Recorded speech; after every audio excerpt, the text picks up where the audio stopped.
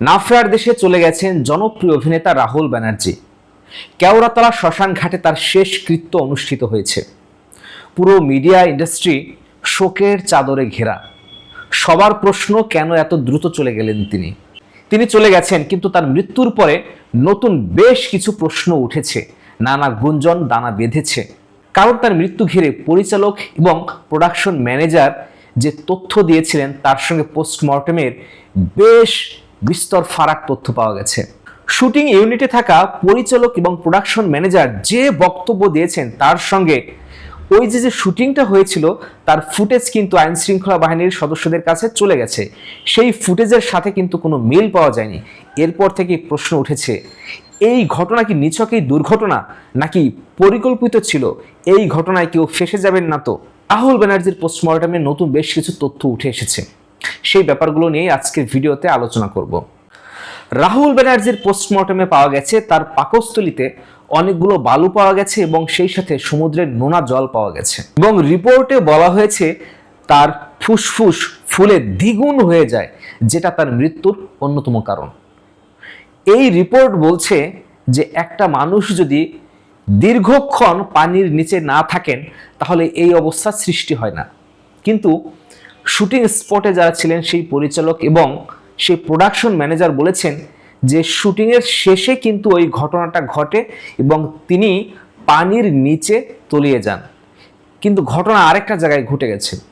সেটা হচ্ছে ওই যে শুটিংটা চলছিল, ওই যে ড্রোন শটটা নেওয়া হয়েছিল, সেই ফুটেজ কিন্তু আইন শৃঙ্খলা বাহিনীর কাছে চলে গেছে এবং সেই আইন শৃঙ্খলা বাহিনীর সদস্যদের সেই ফুটেজ চেক করে বলা হচ্ছে যে এই ঘটনাটা আসলে শুটিং চলাকালীন হয়েছে। একটা শট ছিল, রাহুল ব্যানার্জি তার যে সহ অভিনেত্রী শ্বেতা মিশ্র তার সঙ্গে সমুদ্রের দিকে হেঁটে যাবেন। তারা যখন দুজনে হেঁটে যাচ্ছিলেন তখন সমুদ্রের যে একটা ঢেউ আসে, সেই ঢেউটা সামলাতে না পেরে শ্বেতা মিশ্র পড়ে যান এবং তাকে রক্ষা করতে গিয়ে রাহুল ব্যানার্জিও পড়ে যান। কিন্তু শ্বেতা মিশ্রকে শুটিং ইউনিটের যারা লোকজন, যারা টেকনিশিয়ানরা ছিলেন, তারা কিন্তু দ্রুত উদ্ধার করেন।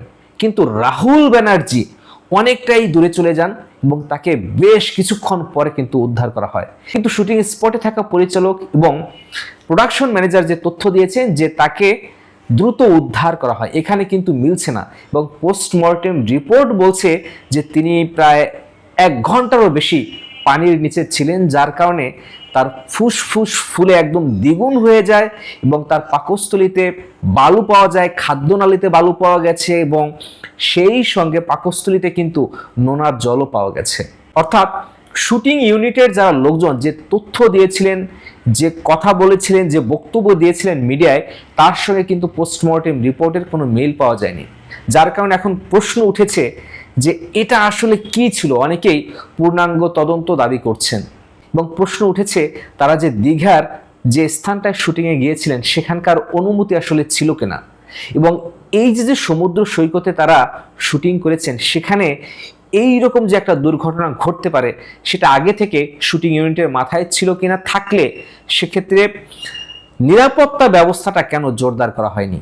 স্বাভাবিকভাবেই এই প্রশ্নগুলোর জবাব হয়তো সামনে পাওয়া যাবে।